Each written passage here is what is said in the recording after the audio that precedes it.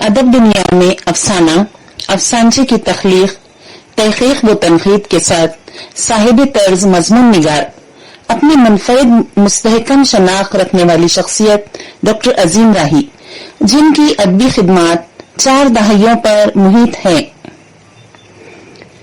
जिनके फन और शख्सियत पर कई गोशे भी शाये हो चुके हैं। अब तक उनके अफसानों के 3 मजमुए अगली सदी के मोड़ पर,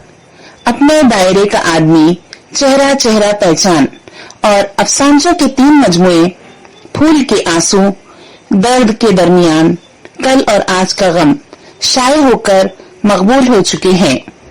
आपके अफसानचों के मजमुए पर महाराष्ट्र स्टेट उर्दू एकेडमी और यूपी एकेडमी से एजाजात मिल चुके हैं। मज़ामीन और तबसरों की 2 किताबें भी मंजर आम पर आ चुकी है। चूंकि अफसाना और अफसानचे की रिवायत खदीम जरूर है, मगर अफसानचे को तहकीकी नजर से पेश करना गोया इसे बाल पर अता करने का काम डॉक्टर अजीम राही ने उर्दू में अफसानचों की रिवायत एक तनकीदी मुताला इस मौजू पर अव्वलीन किताब लिखकर किया है। इसीलिए मशहूर फिक्शन निगार नूरुल हसनैन उन्हें बाबाए अफसानचा कहते हैं। अजीम राही बहैसियत अफसाना निगार 2 तलबा ने PhD भी की है। आप शहर की इल्मी व अदबी अंजुमनों से मुंसलिक हैं। साथ ही आलमगीर अदब किताबी सिलसिला और महाराष्ट्र से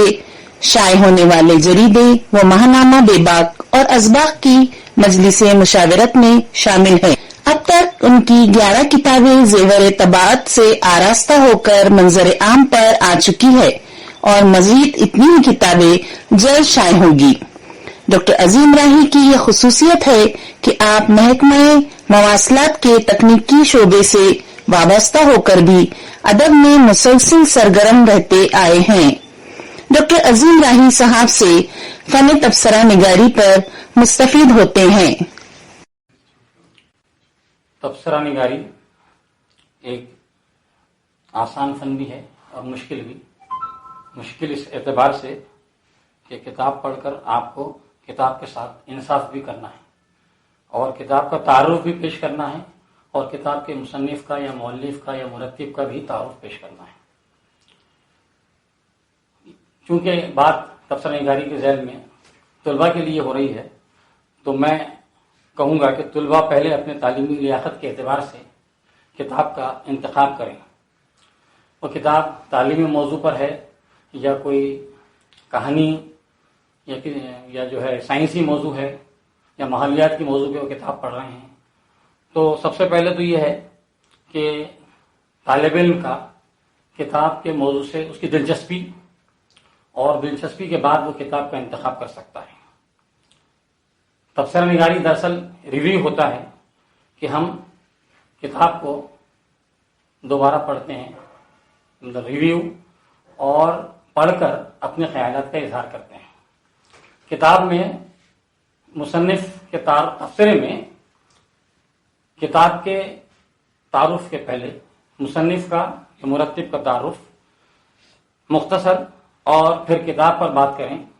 मुख्तसर अंदाज में बात करें। पहले किताब के मौजू कि उसका मौजू क्या है,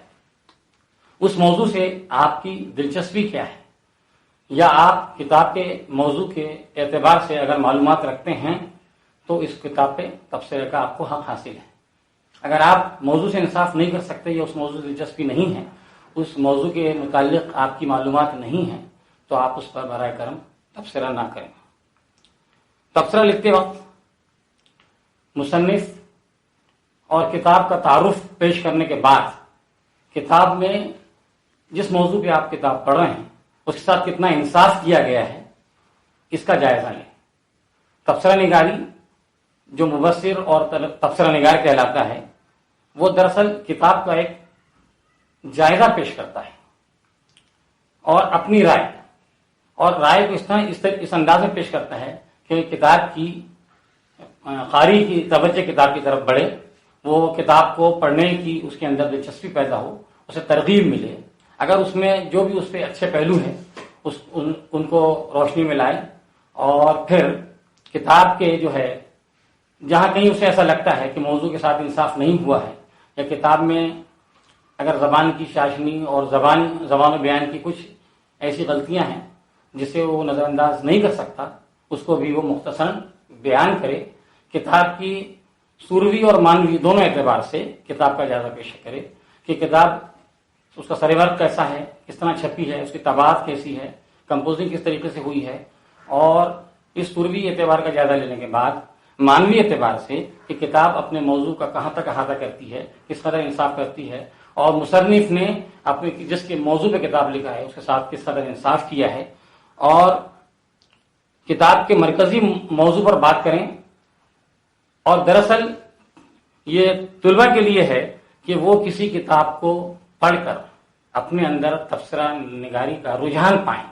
تو ظاہر ہے کہ یہ رجحان پانے کے لیے ان کو کتاب پڑھنے کے بعد ترغیب ملے کہ وہ اس کتاب سے کس حد تک مستفیض ہو سکتے ہیں، استفادہ حاصل کر سکتے ہیں، اور انہوں نے